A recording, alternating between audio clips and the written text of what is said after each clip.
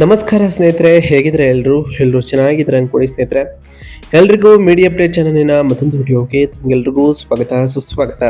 ಸ್ನೇಹಿತರೆ, ಈ 2026ರ ಈ ಒಂದು ವರ್ಷದಲ್ಲಿ ಆಗಸ್ಟ್ 18ರ ನಂತರ ಕುಂಭ ರಾಶಿಯವರ ಭವಿಷ್ಯ ಹೇಗಿರಲಿದೆ, ಈ ಆಗಸ್ಟ್ ತಿಂಗಳಿನಲ್ಲಿ ಉಂಟಾದಂತಹ ಗ್ರಹ ಸಂಚಾರದ ಬದಲಾವಣೆಯು ಈ ರಾಶಿಯವರ ಜೀವನದಲ್ಲಿ ಏನೆಲ್ಲ ಬದಲಾವಣೆಗಳನ್ನು ತರಲಿದೆ, ಯಾವುದರಲ್ಲಿ ಶುಭವಾಗಲಿದೆ, ಯಾವುದರಲ್ಲಿ ಬಹಳ ಎಚ್ಚರಿಕೆಯನ್ನು ವಹಿಸಬೇಕು, ಇರುವಂತಹ ಸಮಸ್ಯೆಗಳಿಗೆ ಈ ರಾಶಿಯವರು ಮಾಡಬೇಕಾಗಿರುವಂತಹ ಸರಳ ಪರಿಹಾರಗಳೇನು ಎಂಬುದರ ಸಂಪೂರ್ಣ ಮಾಹಿತಿಯನ್ನು ಇದೇ ವಿಡಿಯೋದಲ್ಲಿ ತಿಳಿಸ್ಕೊಡ್ತಾ ಹೋಗ್ತಾನೆ ಸ್ನೇಹಿತರೆ.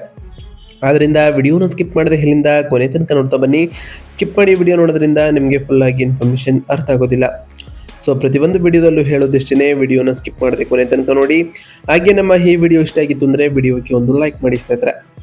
ಯಾರೇನು ನಮ್ಮ ಚಾನಲ್ನ ಸಬ್ಸ್ಕ್ರೈಬ್ ಮಾಡ್ಕೊಂಡಿಲ್ಲ ಅವರು ಈಗಲೇ ಸಬ್ಸ್ಕ್ರೈಬ್ ಮಾಡ್ಕೊಳ್ಳಿ. ಸಬ್ಸ್ಕ್ರೈಬ್ ಮಾಡ್ಕೊಂಡು ಪ್ರತಿನಿತ್ಯ ವಿಡಿಯೋ ವಾಚ್ ಮಾಡ್ತಿರೋರಿಗೆ ಥ್ಯಾಂಕ್ ಯು ಸೋ ಮಚ್ ಅಂತ ಹೇಳ್ತಾ, ಹಾಗಾದರೆ ಈ ಕುಂಭ ರಾಶಿಯವರಿಗೆ ಈ ಆಗಸ್ಟ್ ತಿಂಗಳು ಏನೆಲ್ಲ ಬದಲಾವಣೆಗಳನ್ನು ತರ್ತಾ ಬಂದಿದೆ, ಯಾವುದರಲ್ಲಿ ಶುಭವನ್ನು ಕಾಣಲಿದ್ದೀರಿ ಎಂಬುದನ್ನು ಒಂದೊಂದಾಗಿ ನೋಡ್ತಾ ಬರೋಣ. ಹೌದು ಸ್ನೇಹಿತರೆ, ಈ ಕುಂಭ ರಾಶಿಯವರಿಗೆ ಆಗಸ್ಟ್ ತಿಂಗಳು ನಿಮ್ಮ ಮೂಲ ಆಕಾಂಕ್ಷೆಗಳನ್ನು ಮತ್ತು ವಿಸ್ತಾರವಾದ ಸಾಮಾಜಿಕ ವಲಯಗಳ ಅಗತ್ಯತೆಯನ್ನು ನೇರವಾಗಿ ಪರೀಕ್ಷಿಸುವಂತಹ ತೀವ್ರವಾದ ಸವಾಲಿನ ತಿಂಗಳು ಅಂತಲೇ ಹೇಳ್ಬೋದು. ನಿಮ್ಮ 2ನೇ ಮನೆಯಲ್ಲಿ ಸಾಡೆ ಸಾತಿಯ ಶನಿ 3ನೇ ಹಂತದಲ್ಲಿ ನಿರಂತರ ಮತ್ತೆ ಭಾರವಾದ ಒತ್ತಡವನ್ನು ಮುಂದುವರಿಸಲಿದ್ದು, ಇದು ನಿಮ್ಮ ಸಂಚಲಿತ ಸಂಪತ್ತಿನ ವಿಷಯದಲ್ಲಿ ಕಟ್ಟುನಿಟ್ಟಿನ ಮಿತಿಯನ್ನ ಬಯಸಲಿದೆ. ಈ ಸಾಡೆ ಸಾತಿಯು ಕುಟುಂಬದ ಸಾಮರಸ್ಯವನ್ನ ಗಂಭೀರವಾಗಿ ಪರೀಕ್ಷಿಸಲಿದೆ. ಈ ನಿರ್ಬಂಧಿತ ಆರ್ಥಿಕ ಶಕ್ತಿಯು ನಿಮ್ಮ ರಾಶಿಯಾಧಿಪತಿಯಾದ ಶನಿಯಿಂದ ಮತ್ತಷ್ಟು ಸಂಕೀರ್ಣಗೊಂಡು ನಿಮ್ಮ ಮೂಲ ಸಂಪನ್ಮೂಲಗಳನ್ನು ನಿರಂತರವಾಗಿ ಕಾಪಾಡಿಕೊಳ್ಳುವಂತೆ ನಿಮ್ಮನ್ನು ಒತ್ತಾಯಿಸಲಿದೆ ಎಂದರೆ ಹೇಳೋದು. 6ನೇ ಮನೆಯಲ್ಲಿ ಉಚ್ಚಸ್ಥಾನದಲ್ಲಿ ಇರತಕ್ಕಂತಹ ಗುರುವು ತನ್ನ ಸಾಮಾನ್ಯ ರಕ್ಷಣಾತ್ಮಕ ಅದೃಷ್ಟವನ್ನು ಒದಗಿಸುವ ಬದಲು ದೈನಂದಿನ ಅಡೆತಡೆಗಳನ್ನು ಮತ್ತು ಕೆಲಸದ ಸ್ಥಳದ ಸ್ಪರ್ಧೆಯನ್ನು ಹೆಚ್ಚಿಸಲಿದ್ದು, 1ನೇ ಮನೆಯಲ್ಲಿ ಇರತಕ್ಕಂತಹ ರಾಹುವಿನಿಂದಾಗಿ ನಿಮ್ಮ ಮನಸ್ಸಿನಲ್ಲಿ ವಿಚಿತ್ರವಾದಂತಹ ಆತಂಕಗಳು ಮೂಡುತ್ತಿದ್ದರೆ, 7ನೇ ಮನೆಯಲ್ಲಿರತಕ್ಕಂತಹ ಕೇತು ನಿಮ್ಮ ಆಪ್ತ ಪಾಲುದಾರಗಳಿಗೆ ನಿರ್ಲಿಪ್ತತೆಯನ್ನು ಉಂಟು ಮಾಡಲಿದ್ದಾರೆ. ಇದರಿಂದಾಗಿ ನಿಮ್ಮ ತಪ್ಪು ಗ್ರಹಿಕೆಗೆ ಒಳಗಾಗಬಹುದು, ಹಾಗೆ ಒಂಟಿಯಾಗಿ ನಿಮಗೆ ಅನಿಸಬಹುದು. ಬುಧನ ಕ್ಷಿಪ್ರ ಸಂಚಾರವು ಈ ಸಾಲಗಳು ಮತ್ತು ವಿವಾದಗಳನ್ನು ಎದುರಿಸಲು ಉತ್ತಮ ಕಾರ್ಯತಂತ್ರದ ಸಣ್ಣ ಅವಕಾಶಗಳನ್ನು ನೀಡಲಿದೆ.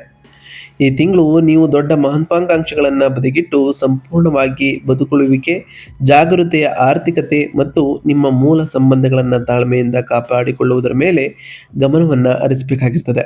ಹಾಗಾದರೆ ಈ ಆಗಸ್ಟ್ ತಿಂಗಳಿನಲ್ಲಿ ಈ ಕುಂಭ ರಾಶಿಯವರಿಗೆ ಉಂಟಾದಂತಹ ಪ್ರಮುಖ ಗ್ರಹ ಸಂಚಾರಗಳೇನು ಅಂತ ನೋಡ್ತಾ ಬರೋದಾದ್ರೆ, ಮೊದಲನೇದಾಗಿ ಸೂರ್ಯಗ್ರಹದ ವಿಚಾರಕ್ಕೆ ಬಂದ್ಬಿಡೋಣ ಸ್ನೇಹಿತರೆ. ಆರಂಭದಲ್ಲಿ ಪಾಲುದಾರರೊಂದಿಗೆ ಅಹಂಕಾರದ ಸಂಘರ್ಷ ಮತ್ತು ಸ್ಪರ್ಧೆಗಳು ಕೂಡ ಉಂಟಾಗಬಹುದು. ನಂತರ ನಿಮ್ಮ ವೈವಾಹಿಕ ಜೀವನ ಮತ್ತು ಸಾರ್ವಜನಿಕ ವ್ಯಾಪಾರ ವ್ಯವಹಾರಗಳ ಮೇಲೆ ತೀವ್ರವಾಗಿ ಬೆಳಕನ್ನು ಚೆಲ್ಲಲಿದೆ ಸೂರ್ಯಗ್ರಹದ ಸಂಚಾರವು.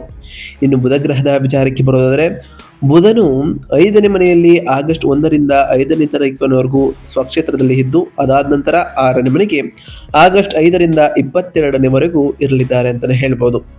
ಸಾಲಗಳ ಬಗ್ಗೆ ವಿಶ್ಲೇಷಣಾತ್ಮಕ ವಿವಾದಗಳನ್ನು ಉಂಟು ಮಾಡುವ ಮೊದಲು ಸೃಜನಶೀಲತೆಯ ಬಗ್ಗೆ ಹಾಗೆ ಬುದ್ಧಿವಂತಿಕೆಯನ್ನು ಸಂಕ್ಷಿಪ್ತವಾಗಿ ಬೆಂಬಲಿಸಲಿದೆ ಅಂತಲೇ ಹೇಳ್ಬೋದು.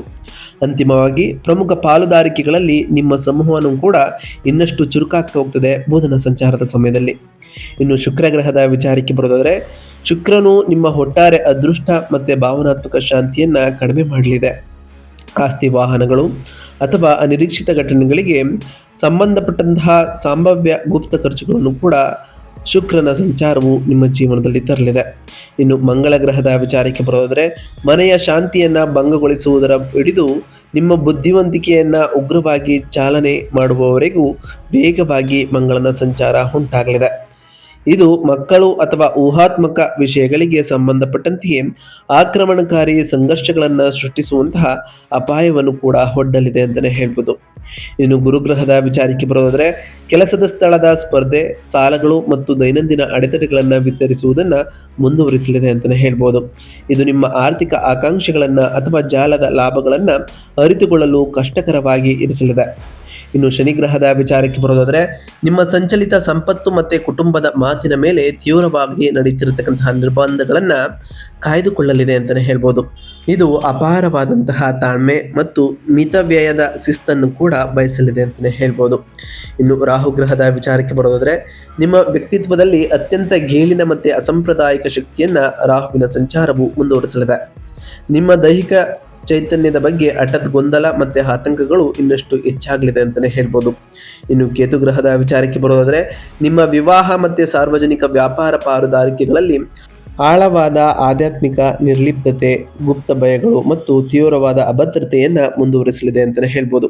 ಒಟ್ಟಾರೆಯಾಗಿ ಸಾಕಷ್ಟು ಬದಲಾವಣೆಗಳನ್ನು ಈ ರಾಶಿಯವರು ಕಾಣ್ತಾ ಬರ್ತೀರಿ ಅಂತಲೇ ಹೇಳ್ಬೋದು ಸ್ನೇಹಿತರೆ. ಹಾಗಾದರೆ ಈ ಆಗಸ್ಟ್ 18ರ ನಂತರ ವೃತ್ತಿ ಮತ್ತು ಉದ್ಯೋಗದಲ್ಲಿ ಏನೆಲ್ಲ ಬದಲಾವಣೆಗಳನ್ನು ಕಾಣಲಿದ್ದೀರಿ ಈ ರಾಶಿಯವರು ಅಂತ ನೋಡ್ತಾ ಬರೋದಾದರೆ, ವೃತ್ತಿ ಮತ್ತು ಉದ್ಯೋಗದಲ್ಲಿ ಆಗಸ್ಟ್ 17ರಂದು ಸೂರ್ಯನು ನಿಮ್ಮ 7ನೇ ಮನೆಗೆ ಪ್ರವೇಶಿಸಿ ಕೇತುವಿನೊಂದಿಗೆ ಸೇರಿಕೊಂಡಿರೋ ಕಾರಣ ಪರಿಸ್ಥಿತಿಯು ಹೆಚ್ಚು ಸಂಕೀರ್ಣವಾಗಿ ಈ ಟೈಮ್ನಲ್ಲಿ ಇರಲಿದೆ. ಇದು ನಿಮ್ಮ ಸಾರ್ವಜನಿಕ ವ್ಯವಹಾರಗಳನ್ನು ಬೆಳಗಿಸಿದರೂ ಪ್ರಮುಖ ವ್ಯಾಪಾರ ಪಾಲುದಾರರು ಅಥವಾ ಗ್ರಾಹಕರೊಂದಿಗೆ ತೀವ್ರವಾದಂತಹ ಅಹಂಕಾರದ ಸಂಘರ್ಷಗಳು ಅಪಾಯವನ್ನು ಉಂಟು ಮಾಡಲಿದೆ. ಇದರಿಂದ ಸಾಕಷ್ಟು ತೊಂದರೆಗೂ ಕೂಡ ಒಳಗಾಗಲಿದ್ದೀರಿ. ಅದರಿಂದ ಬಹಳ ಎಚ್ಚರಿಕೆಯಿಂದ ಇರುವುದು ಅವಶ್ಯಕ. ಹಾಗೆ ಗ್ರಾಹಕರೊಂದಿಗೆ ತೀವ್ರವಾದ ಅಹಂಕಾರದ ಸಂಘರ್ಷ ಉಂಟಾಗುವ ಕಾರಣ ರಾಹುವಿನ ಪ್ರಗತಿಯನ್ನು ಸಾಧಿಸಲು ಅಸಾಂಪ್ರದಾಯಿಕ ಅಪಾಯಕಾರಿ ತಂತ್ರಗಳನ್ನು ಬಳಸಲು ನಿರಂತರವಾಗಿ ಇದು ನಿಮ್ಮಲ್ಲಿ ಪ್ರಚೋದಿಸಬಹುದು. ಈ ಪ್ರಚೋದನೆಗೆ ನೀವು ಒಳಗಾಗಬೇಡಿ. ಬದಲಾಗಿ 6ನೇ ಮನೆಯಲ್ಲಿ ಉಚ್ಚ ಸ್ಥಾನದಲ್ಲಿ ಇರತಕ್ಕಂತಹ ಗುರು ಹೆಚ್ಚಿಸಿದ ಭಾರವಾದ ಸ್ಪರ್ಧೆಯನ್ನು ಎದುರಿಸಲು ನಿಖರವಾಗಿ ಶಾಂತವಾದ ಸೇವೆಯನ್ನು ಅವಲಂಬಿಸ್ತಾ ಬನ್ನಿ ಸ್ನೇಹಿತರೆ. ಇದರಿಂದ ಒಳ್ಳೆಯ ಫಲಿತಾಂಶಗಳನ್ನು ಕಾಣ್ತಾ ಬರ್ತೀರಿ. ನಿಮ್ಮ ವೃತ್ತಿ ಜೀವನದ ಉಳಿಗೆಗಾಗಿ ಸಾಕಷ್ಟು ಶಿಸ್ತನ್ನು ಪಾಲಿಸುವುದು ಕೂಡ ಬಹಳ ಅವಶ್ಯಕ ಅಂತಲೇ ಹೇಳ್ಬೋದು. ಇನ್ನು ವ್ಯಾಪಾರ ಮತ್ತು ಸ್ವಯಂ ಉದ್ಯೋಗದ ವಿಚಾರಕ್ಕೆ ಬರೋದಾದರೆ, ವ್ಯಾಪಾರದಲ್ಲೂ ಕೂಡ ಸಾಕಷ್ಟು ಬದಲಾವಣೆಗಳನ್ನು ಈ ಆಗಸ್ಟ್ ತಿಂಗಳಿನಲ್ಲಿ ಕಂಡಿರ್ತೀರಿ. ಕೇತುವಿನ ನಿರಂತರ ಮತ್ತೆ ಒಂಟಿ ಮಾಡುವ ಉಪಸ್ಥಿತಿಯಿಂದಾಗಿ ಪಾಲುದಾರಿಕೆಗಳು ಅತ್ಯಂತ ದುರ್ಬಲವಾಗ್ತಾ ಬರ್ತದೆ. ನಿಮ್ಮ ವ್ಯಾಪಾರ ಸಹಚರರು ವಿಶ್ವಾಸಕ್ಕೆ ಅರ್ಹರಾಗಿ ಇರುವುದಿಲ್ಲ. ಭಯದಿಂದ ನೀವು ಅವರಿಂದ ತೀವ್ರವಾಗಿ ದೂರವಿರುವಂತೆ ಎನಿಸಬಹುದು. ಆಗಸ್ಟ್ 17ರಂದು ಸೂರ್ಯನು ನಿಮ್ಮ ಮನೆಗೆ ಪ್ರವೇಶವನ್ನು ಆಲ್ರೆಡಿ ಮಾಡಿರೋ ಕಾರಣ ಈ ಮೂಕಿ ಅಭದ್ರತೆಗಳು ಕಂಪನಿಯ ದಿಕ್ಕಿಗೆ ಬಗ್ಗೆ ದೊಡ್ಡ ಮತ್ತು ಅಹಂಕಾರದ ವಾದಗಳಿಗೆ ವೇಗವಾಗಿ ಬೆಳೆಸಬಹುದು. ಈ ಅಧಿಕಾರದ ಪೈಪೋಟಿಯಿಂದ ನೀವು ಪ್ರಜ್ಞಾಪೂರ್ವಕವಾಗಿ ಹಿಂದೆ ಸರಿಯಬೇಕು ಅಂತ ನಿಮಗೆ ಅನಿಸ್ಬೋದು ಸ್ನೇಹಿತರೆ. ಇನ್ನು ಈ ರಾಶಿಯವರ ಆರ್ಥಿಕ ಸ್ಥಿತಿ ಮತ್ತು ಧನಲಾಭದ ವಿಚಾರಕ್ಕೆ ಬರೋದಾದರೆ, ಈ ಒತ್ತಡಕ್ಕೆ ಸೇರಿದಂತೆ 8ನೇ ಮನೆಯಲ್ಲಿ ನೀಚ ಸ್ಥಾನದಲ್ಲಿ ಇರತಕ್ಕಂತಹ ಶುಕ್ರನು ಆಸ್ತಿ ಅಥವಾ ವಾಹನಗಳಿಗೆ ಸಂಬಂಧಪಟ್ಟಂತಹ ಗುಪ್ತ ಹಾಗೆ ಹಠಾತ್ ನಷ್ಟಗಳ ಬಗ್ಗೆ ಎಚ್ಚರವನ್ನು ಕೂಡ ನೀಡಲಿದ್ದಾರೆ.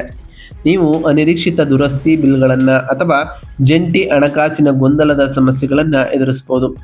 ಎಲ್ಲ ಊಹಾತ್ಮಕ ಹೂಡಿಕೆಗಳನ್ನು ತಪ್ಪಿಸಿ, ವಿಶೇಷವಾಗಿ 5ನೇ ಮನೆಯಲ್ಲಿರುವ ಮಂಗಳನು ಅಪಾಯಕಾರಿ ಸ್ಟಾಕ್ ಆಯ್ಕೆಗಳನ್ನು ಜೂಜುವಾಡುವಂತೆ ಪ್ರಚೋದಿಸುವಾಗ ಬಹಳ ಎಚ್ಚರಿಕೆಯನ್ನು ವಹಿಸಬೇಕು.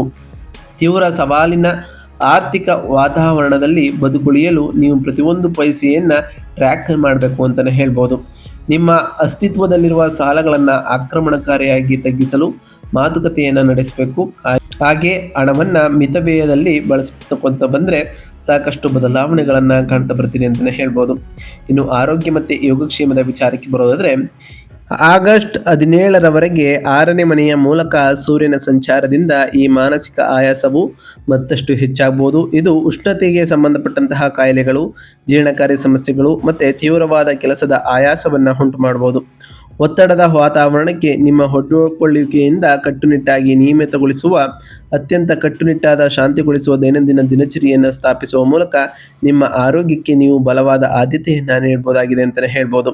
ಹಾಗೆ ಅತ್ಯಂತ ಶುದ್ಧವಾದ ಸರಳವಾದ ಆಹಾರವನ್ನು ಅಳವಡಿಸಿಕೊಳ್ಳುವ ಮೂಲಕ ಸಾಕಷ್ಟು ಬದಲಾವಣೆಗಳನ್ನು ಕಾಣಬಹುದಾಗಿದೆ ಅಂತಲೇ ಹೇಳ್ಬೋದು.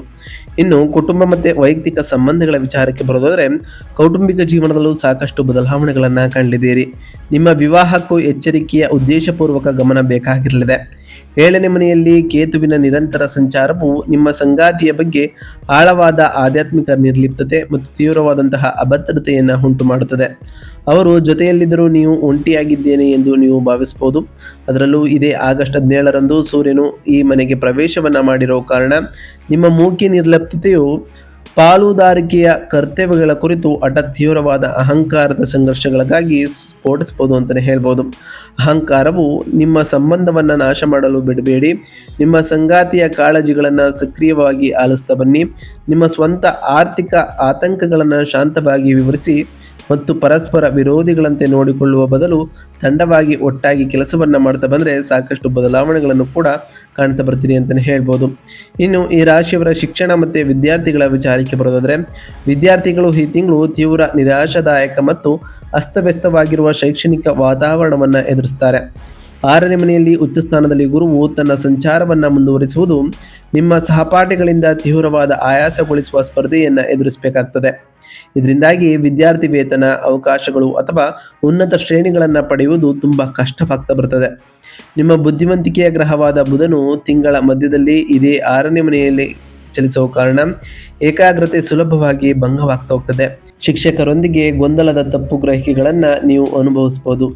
ಒಟ್ಟಾರೆಯಾಗಿ ಸಾಕಷ್ಟು ಬದಲಾವಣೆಗಳನ್ನು ಕಾಣ್ತಾ ಬರ್ತೀರಿ. ಅದರಲ್ಲೂ ಆಗಸ್ಟ್ 2ರಂದು ಶಿಕ್ಷಣದ 5ನೇ ಮನೆಗೆ ಮಂಗಳನು ಪ್ರವೇಶ ಮಾಡುವ ಕಾರಣ ಉಗ್ರವಾದ ಮಾನಸಿಕ ಶಕ್ತಿಯನ್ನು ಇದು ತುಂಬಲಿದೆ. ಆದರೆ ಇದು ಪ್ರಾಧ್ಯಾಪಕರೊಂದಿಗೆ ಹೆಚ್ಚು ವಾದ ಮಾಡುವಂತೆ ಮಾಡಬಹುದು.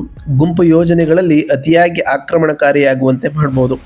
ಶೈಕ್ಷಣಿಕ ಅಧಿಕಾರಿಗಳೊಂದಿಗೆ ಜಗಳವಾಡುವ ಬದಲು ನೀವು ನಿಮ್ಮ ತೀವ್ರ ಪ್ರಚೋದನೆಯನ್ನು ಏಕಾಂಗಿಯಾದ ಶಿಸ್ತಿನ ಅಧ್ಯಯನದ ಕಡೆ ತಿರುಗಿಸಬೇಕು. ಇದಲ್ಲದೆ ನೀಚ ಸ್ಥಾನದಲ್ಲಿ ಶುಕ್ರನು ಉನ್ನತ ಶಿಕ್ಷಣದಲ್ಲಿ ನಿಮ್ಮ ಅದೃಷ್ಟವನ್ನು ಕಡಿಮೆ ಮಾಡುತ್ತಾರೆ. ಬೌದ್ಧಿಕವಾಗಿ ಬೇಡಿಕೆ ಇರುವ ಈ ಅವಧಿಯಲ್ಲಿ ಬದುಕುಳಿಯಲು ನೀವು ಸುಲಭವಾಗಿ ಯಶಸ್ಸಿನ ನಿರೀಕ್ಷೆಯನ್ನು ಸಂಪೂರ್ಣವಾಗಿ ತ್ಯಜಿಸಬೇಕು ಅಂತಲೇ ಹೇಳ್ಬೋದು. ಹಾಗಾದರೆ ಈ ರಾಶಿಯವರು ಮಾಡಬೇಕಾಗಿರುವಂತಹ ಸರಳ ಪರಿಹಾರದ ವಿಚಾರಕ್ಕೆ ಬರೋದಾದರೆ, ನಿಮ್ಮ 6ನೇ ಮನೆಯಲ್ಲಿರುವಂತಹ ತೀವ್ರ ಸ್ಪರ್ಧೆ ಮತ್ತು ಸಾಲಗಳನ್ನು ನಿರ್ವಹಿಸಲು ಗುರುವಾರಗಳಂದು ಶ್ರೀ ದಕ್ಷಿಣ ಮೂರ್ತಿಯನ್ನು ಪೂಜಿಸ್ತಾ ಬನ್ನಿ. ಅರಿಶಿಣ ಮತ್ತು ಕಡಲೆಬೇಳೆಯನ್ನು ದಾನ ಮಾಡಿ ಮತ್ತು ಈ ದೈನಂದಿನ ಅಡೆತಡೆಗಳನ್ನು ಎದುರಿಸಲು ಅಗತ್ಯವಾದ ಬುದ್ಧಿವಂತಿಕೆಯನ್ನು ಬೆಳೆಸಿಕೊಳ್ಳಲು ಗುರುಸ್ತೋತ್ರವನ್ನು ಪಠಿಸ್ತಾ ಬನ್ನಿ. ನಡೆಯುತ್ತಿರುವಂತಹ ಸಾಡೆ ಸಾತಿಯ ಶನಿಯ ಅಡೆತಡೆಗಳನ್ನು, ಆರ್ಥಿಕ ನಿರ್ಬಂಧಗಳನ್ನು ಸರಾಗಗೊಳಿಸಲು ಶನಿವಾರದಂದು ಶಿವನಿಗೆ ಎಳ್ಳೆಣ್ಣೆಯ ದೀಪವನ್ನು ಹಚ್ಚಿ ಬಡವರಿಗೆ ಅನ್ನದಾನ ಮಾಡಿ ನಿಮ್ಮ ಕುಟುಂಬದ ಸಂಪತ್ತಿನ ಮೇಲಿನ ಭಾರವಾದ ಹೊರೆಯನ್ನು ತಾಳ್ಮೆಯಿಂದ ಸಹಿಸಿಕೊಳ್ಳಲು ದಶರಥ ಶನಿ ಸ್ತೋತ್ರವನ್ನು ಪಠಿಸ್ತಾ ಬನ್ನಿ. ಹಾಗೆ ನಿಮ್ಮ ಆಕ್ರಮಣಕಾರಿ ಮಾನಸಿಕ ಶಕ್ತಿಯನ್ನು ಶಾಂತಗೊಳಿಸಲು ಮತ್ತು ವಿವಾದಗಳನ್ನು ತಡೆಯಲು ಮಂಗಳವಾರದಂದು ಶ್ರೀ ಸುಬ್ರಹ್ಮಣ್ಯ ಸ್ವಾಮಿಯನ್ನು ಪ್ರಾರ್ಥಿಸಿ, ಕೆಂಪು ಹೂವುಗಳನ್ನು ಅರ್ಪಿಸಿ, ತೊಗರಿಬೇಳೆ ದಾನ ಮಾಡಿ ಮತ್ತು ನಿಮ್ಮ ಶೈಕ್ಷಣಿಕ ಪ್ರಯತ್ನಗಳು ಹಾಗೂ ಮಕ್ಕಳನ್ನು ರಕ್ಷಿಸಲು ಸುಬ್ರಹ್ಮಣ್ಯಾಷ್ಟಕ ಮಂತ್ರವನ್ನು ಜಪಿಸ್ತಾ ಬನ್ನಿ ಸ್ನೇಹಿತರೆ. ಹಾಗೆ ಪ್ರತಿ ಶುಕ್ರವಾರದಂದು ತಾಯಿ ಜಗನ್ಮಾತೆಯಾದಂತಹ ಲಕ್ಷ್ಮೀದೇವಿಗೆ ಪೂಜೆಯನ್ನು ಸಲ್ಲಿಸಿ, ಲಕ್ಷ್ಮೀದೇವಿಗೆ ಪ್ರಿಯವಾಗಿರುವಂತಹ ಬಿಳಿ ಹೂವುಗಳನ್ನು ಇಟ್ಟು ಪೂಜೆಯನ್ನು ಸಲ್ಲಿಸೋದ್ರಿಂದ ನಿಮ್ಮ ಮನೆಯಲ್ಲಿ ಸುಖ ಸಮೃದ್ಧಿಯ ಜೊತೆಗೆ ಸಂಪತ್ತು ಕೂಡ ಹೆಚ್ಚಾಗ್ತಾ ಬರ್ತದೆ. ಹಾಗೆ ಪ್ರತಿ ಗುರುವಾರದಂದು ಓಂ ಗುರುಭ್ಯೋ ನಮಃ ಎಂಬ ಮಂತ್ರವನ್ನು ಜಪಿಸುವುದರ ಜೊತೆಗೆ ನಿಮ್ಮ ಕೈಲಾದಷ್ಟು ಬಡವರಿಗೆ ದಾನವನ್ನು ಮಾಡ್ತಾ ಬನ್ನಿ. ನಾವು ತಿಳಿಸ್ಕೊಟ್ಟಿರುವಂತಹ ಈ ಎಲ್ಲ ಸರಳ ಪರಿಹಾರಗಳನ್ನು ಈ ರಾಶಿಯವರು ಮಾಡಿದ್ದೇ ಆದರೆ ಸಾಕಷ್ಟು ಬದಲಾವಣೆಗಳನ್ನು ಕಾಣ್ತಾ ಬರ್ತೀರಿ. ನೀವು ಅಂದುಕೊಂಡಿರುವಂತಹ ಕಾರ್ಯಗಳು ಕೂಡ ಯಾವುದೇ ಅಡೆತಡೆ ಇಲ್ಲದೆ ನೆರವೇರ್ತಾ ಬರ್ತದೆ ಸ್ನೇಹಿತರೆ. ಇದಾಗಿತ್ತು ಇವತ್ತಿನ ಒಂದು ವಿಡಿಯೋ ಸ್ನೇಹಿತರೆ. ವಿಡಿಯೋ ಇಷ್ಟ ಆಗಿದ್ದು ಅಂದರೆ ವಿಡಿಯೋಗೆ ಒಂದು ಲೈಕ್ ಮಾಡಿ. ಯಾರಿನ್ನೂ ನಮ್ಮ ಚಾನಲ್ನ ಸಬ್ಸ್ಕ್ರೈಬ್ ಮಾಡ್ಕೊಂಡಿಲ್ಲ ಅವರು ಈಗಲೇ ಸಬ್ಸ್ಕ್ರೈಬ್ ಮಾಡ್ಕೊಳ್ಳಿ. ಸಬ್ಸ್ಕ್ರೈಬ್ ಮಾಡಿಕೊಂಡು ಪ್ರತಿನಿತ್ಯ ವಿಡಿಯೋ ವಾಚ್ ಮಾಡ್ತಿರೋರಿಗೆ ಥ್ಯಾಂಕ್ ಯು ಸೋ ಮಚ್ ಅಂತ ಹೇಳ್ತಾ, ಹಾಗೆ ಕಮೆಂಟ್ನಲ್ಲಿ ಓಂ ಶನೈಶ್ವರಾಯ ನಮಃ, ಓಂ ಗುರುಭ್ಯೋ ನಮಃ, ಓಂ ಲಕ್ಷ್ಮೀನಾರಾಯಣಾಯ ನಮಃ ಎಂದು ಕಮೆಂಟ್ ಮಾಡಿ ಸ್ನೇಹಿತರೆ. ಶನಿದೇವರು, ಮಂಗಳದೇವ, ಗುರುದೇವ, ಲಕ್ಷ್ಮೀನಾರಾಯಣ, ಸೂರ್ಯದೇವ ನಿಮಗೆ ಆಯುಷ್ಯ, ಆರೋಗ್ಯ, ಸಮೃದ್ಧಿಗಳನ್ನು ಕೊಟ್ಟು ಕಾಪಾಡಲಿ. ನೀವು ಅಂದುಕೊಂಡಿರುವಂತಹ ಕಾರ್ಯಗಳು ಯಾವುದೇ ಅಡೆತಡೆ ಇಲ್ಲದೆ ನೆರವೇರಲಿ ಅಂತ ಆ ದೇವರಲ್ಲಿ ಕೇಳ್ಕೊಳ್ತಾ ಇವತ್ತಿನ ಒಂದು ವಿಡಿಯೋನ ಮುಗಿಸ್ತಿದ್ದೀನಿ ಸ್ನೇಹಿತರೆ. ಸಿಗ್ತೀನಿ ಮತ್ತೊಂದು ವಿಡಿಯೋದೊಂದಿಗೆ. Thank you for watching.